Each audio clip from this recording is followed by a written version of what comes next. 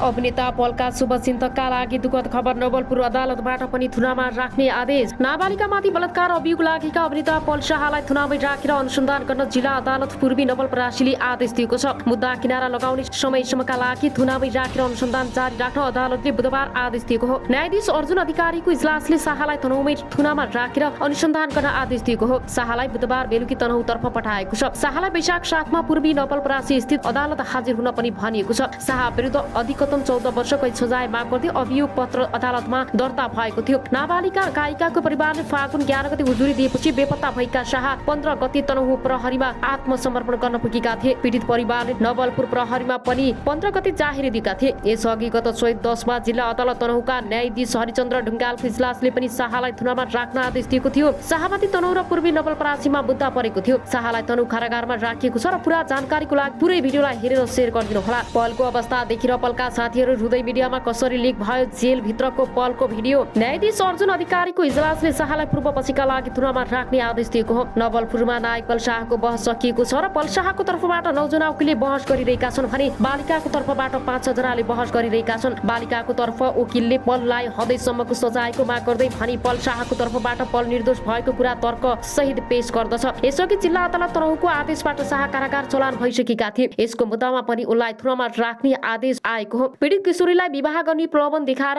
उनले पटक पटक जबरजस्ती करणी गरेको अभियोग छ। पीडितका बुबाले शाह विरुद्ध जिल्ला प्रहरी कार्यालय तनहुँ र पूर्व नवलपरासीमा किटानी जाहेरी दिएका थिए। पल शाह र नाबालिका विवाद बारे अहिले पल शाह उच्च अदालतको आदेशको प्रखाइमा रहेका छन्। जिल्ला अदालतको श्रेतेदारको भनाइ अनुसार यो के कसो बारेमा अन्तिम निर्णय हुन लागेको 1 वर्षसम्म पनि लाग्ने कुरा सुनाउँछन्। पलको अवस्था देखेर पलका साथी हृदय मिडियामा कसरी लिक भयो जेल भित्रको। अब आउनुस् अर्को समाचारतर्फ लागौं। खटाइएको थियो।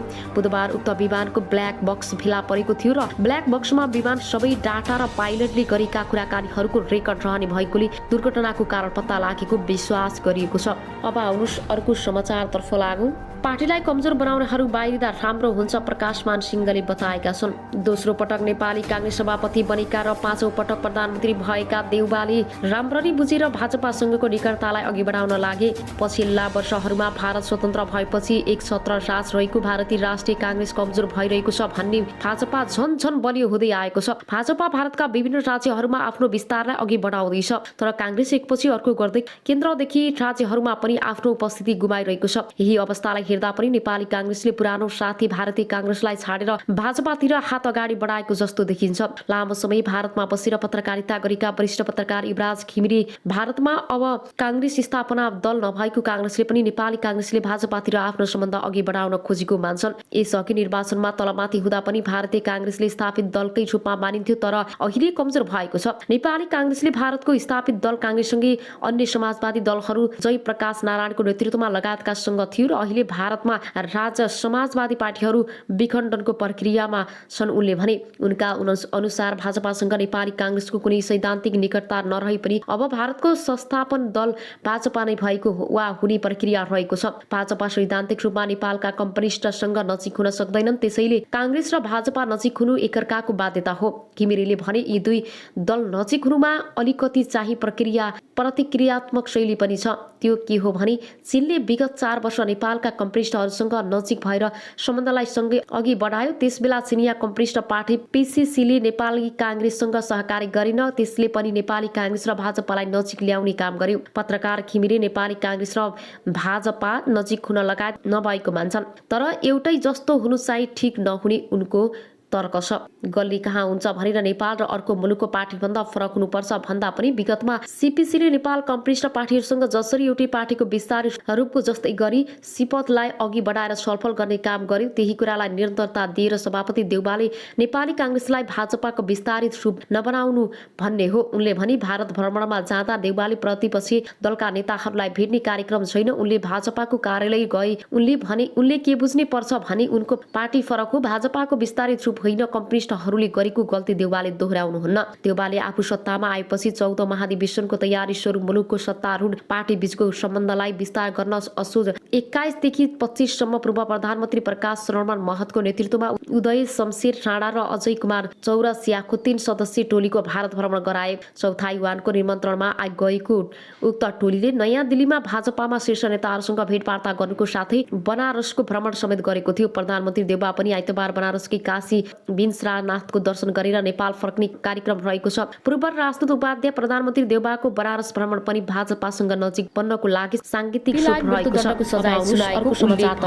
इन्डोनेसियाको बाल संरक्षण मन्त्री सहित केही अधिकारीहरूले मृत्युदण्डको सजायको माग समर्थन गरेका थिए, तर मानवाधिकार आयोगले भने मृत्युदण्डको सजाय उचित नहुने बताएको थियो। एक शिक्षकले यो कुकीर्ति सार्वजनिक भएपछि इन्डोनेसियाका धार्मिक बोर्डिङ स्कुलको सुरक्षामा कतिपयले प्रश्न उठाएका छन्। विश्वको ठूलो मुस्लिम बहुल देश इन्डोनेसियामा हजारौंको संख्यामा इस्लामिक बोर्डिङ स्कुल र धार्मिक स्कुल छन्। ती स्कुलहरूबाट गरिब परिवारका सन्तानले समेत शिक्षा पाइरहेका छन्। अब आउनुहोस् अर्को समाचारतर्फ लागौं। प्रधानमन्त्रीले प्रकाशित गरेको 101 दिनको विवरणमा सूची नक्सा हटाइयो। भौगोलिक अखण्डता प्रतिको यो खेलबाडकी साधारण कुरा हो। ओलीले भने हिजो मात्रै दिल्ली स्थित नेपालको दूतावासमा टाँसिएको नक्सामा त्यहाँ नेपालको चुच्चे नक्सा राखिएको छ, चुच्चे नक्सा हटाएको छ। योभन्दा राष्ट्रिय दलाली, योभन्दा राष्ट्रको गौरव र शिर निहुराउने योभन्दा लज्जाजनक कुरा के छ? एमालेका पछिल्ला कार्यक्रममा अध्यक्ष ओली नेकपा माओवादी केन्द्र र नेकपा एकीकृत समाजवादीसँगै नेपाली कांग्रेस र प्रधानमन्त्री देउबामाथि पनि आक्रमक देख्न थालेका छन्।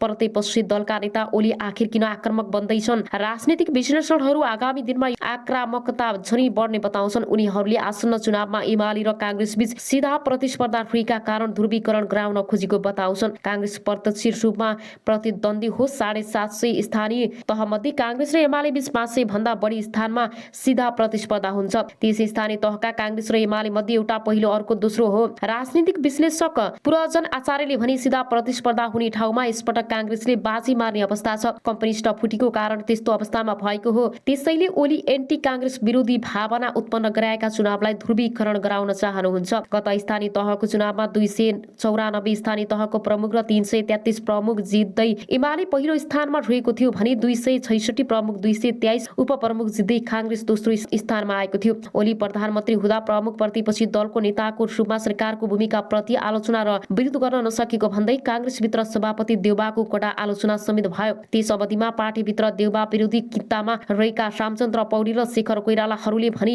विरोध गर्ने गरेका थिए। आचार्यका अनुसार तल्लो तहसम्म सम्बन्ध गठबन्धन बनेपछि ओली झनै आक्रामक देखिएका छन्। स्थानीय आवश्यकता अनुसार गठबन्धन तल्लो तहसम्म हुन्छ कि भनेर अलिकति तिल मिलाएको अभिव्यक्ति हो। कांग्रेसको केन्द्रीय कार्य समितिको निर्णयपछि यस्तो भएको आचार्यले भने। त्यस्तो अवस्थामा आफूलाई क्षतिपूर्ति हुन्छ भन्ने थाहा छ। उनीहरूले कांग्रेस टेको दिन थाल्यो भन्ने पनि भएको हो। त्यसप्रतिको आक्रमण हो। फलस्वरूप शुक्रबारको कार्यक्रममा पनि ओलीले कांग्रेसप्रति कडा टिप्पणी गर्दै आरोप लगाएका थिए। उनले माओवादी र एकीकृत समाजवादीलाई लक्षित गर्दै कांग्रेसले जहिले पनि खराब शक्तिसँग मात्रै गठबन्धन गर्छ भन्दै टिप्पणी गरेका थिए। कांग्रेस जहिले पनि थोत्रो र पत्रु तत्त्वहरूसँग मात्रै एकता गर्छ र कांग्रेसले जहिले पनि राष्ट्रियता विरोधी र लोकतन्त्र विरोधी शक्तिसँग एकता गर्छ। शत्रुसँग घाँटी जोड्न ओलीले भनेका थिए बिग्रिएका सडे गलेका बिउका माल लोकतन्त्र विरोधीसँग घाँटी जोड्ने अहिले होस् कि अहिले होस् कांग्रेसको जात नै त्यस्तै हो। 2077 फागुनमा तत्कालीन नेकपा र गत भदौमा एमाले विभाजित भएपछि पुष्पकमल दाहाल र माधव कुमार नेपालप्रति पनि ओली पनि बढी आक्रामक देखिँदै आएका थिए। उनको आरोप छ गालीको निशाना अहिले कांग्रेस र प्रधानमन्त्री देउबा बनेका छन्। गत मंगलबार कांग्रेसको केन्द्रीय कार्य समितिको बैठकको 5 दलीय सत्तारूढ गठबन्धनलाई तल्लो तहसम्म लैजाने र स्थानीय चुनावमा तालमेल गर्ने निर्णय गरेको भोलिपल्ट नै अर्थात् चैत 16 मा भक्तपुर आयोजित कार्यक्रम बोल्दै ओलीले गठबन्धन गर्छौं भनेका छन्। गठबन्धन सजिलै छैन। भोलि लोभी पापीहरूको गठबन्धन कति गाह्रो होला विचार गर्नुस् त ओलीले भनेका छन्। चुनाव नजिकै गर्दा ओली यसरी आक्रामक बन्नुको पछाडि गठबन्धनै रहेको ठान्छन्। त्रिभुवन विश्वविद्यालयका प्राध्यापक खड्ग केसी पनि आसन्न स्थानीय तह चुनावमा प्रमुख प्रतिस्पर्धा हुने भएकाले कांग्रेसप्रति उनी बढी आक्रामक भएको केसीको बुझाइ छ। छुटिएर गएका दुई नेता र पार्टीमाथि आक्रामक छँदैछ। पछिल्लो समयमा कांग्रेस र देउबामाथि प्रहार हुनुमा आगामी चुनावमा मुख्य प्रतिस्पर्धा हुने शक्तिको कारण भएको हो केसीले भने। एमसीसी परिघटनामा कांग्रेस र एमाले भित्रको सामिप्यताको कुरामा जुन रूपमा बहस छलफल भएका थिए तर परिणाम चाहिँ फलस्वरूप ढंग देखियो। कांग्रेसले सत्तारूढ दलका नेताहरू र पार्टीलाई मात्रै ठिक ठाउँमा मात्रै ल्याउनका लागि एमालेकाई कार्ड खेल्ने काम नभएको बुझाइ एमाले नेतृत्वमा हुन सक्छ। त्यसो त अमेरिकाको मिलेनियम च्यालेन्ज कर्पोरेसन एमसीसी संसदबाट अनुमोदन गर्ने विषयमा सत्तारूढ गठबन्धन भित्रका खटपट बढेपछि कांग्रेस र एमाले बीच सहकारीको विषयमा छलफल भएको थियो। प्रधानमन्त्री देउबा आफै पटक पटक ओली निवास बालकोट पुगेर छलफल गरेका थिए। दुवै राजनीतिक दलबीच सहकारीको विषयमा छलफल भएको थियो र सत्तारूढ गठबन्धनका भित्र माओवादी केन्द्र र एकीकृत समाजवादी पार्टी एमसीसी अनुमोदन गर्न तयार भएपछि अन्ततः एमाले र कांग्रेस बीचको सहकारी छलफल टुटेको हो। त्यस लगतै पनि ओली माओवादी अध्यक्ष दाहाल एकीकृत समाजवादीका अध्यक्ष नेपाल प्रति बढी आक्रामक देखिएका थिए। ओलीसँगै अन्य दलका नेताहरू पनि सैद्धान्तिक